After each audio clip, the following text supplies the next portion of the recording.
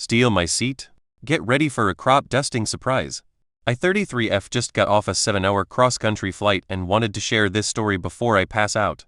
I was flying Southwest, where there are no assigned seats, and I was in the B boarding group. I headed toward the back of the plane to secure an aisle seat since I'm fairly tall. It was a completely full flight, so I knew someone would be sitting next to me. Enter entitled Karen AK.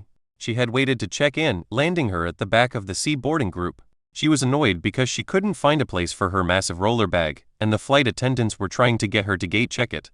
When she finally arrived at my row, I thought, great, she's going to take the middle seat. The following dialogue to the best of my sleepy recollection occurred. Ek, move. Me.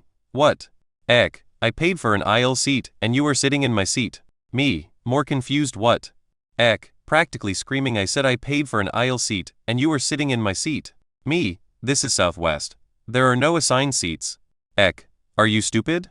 I said I need the aisle seat. Me, I can get up and let you have the middle seat if you want. I thought that was the end of it, but then a flight attendant came over and asked her to take a seat. I got up to let her into the row, and she immediately plopped down in the aisle seat. I tried to protest to the flight attendant, but AK kept loudly insisting she paid for an aisle seat. I know Southwest is switching to assigned seating soon, but it hasn't been implemented yet.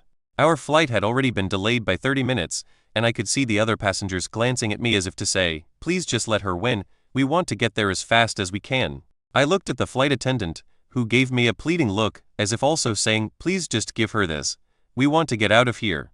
So, being the fairly passive person I am, I stepped over her. She wouldn't get up to let me in and sat in the middle seat.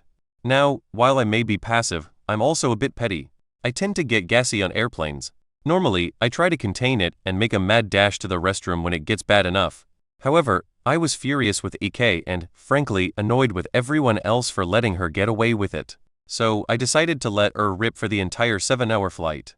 I put on my over-the-ear headphones and started passing gas about an hour in. Lucky for me and unlucky for everyone else, the gas was particularly stinky. Every time I would let one slip, she would sniff, smell it, and then shoot dirty looks at me. I ignored her and kept listening to my music and reading my Kindle. By hour 5, EK had reached her breaking point and hit the call button to ask to move. The flight attendant informed her that we were fully booked and there was nowhere for her to go. EK looked even more frustrated, but seemed to know that throwing a fit might land her in trouble when we landed. Once we did land, since we were near the back, I decided to give one final silent, but deadly toot to seal the deal, letting her soak in my stink for a couple more minutes. Do I feel bad for ruining her flight?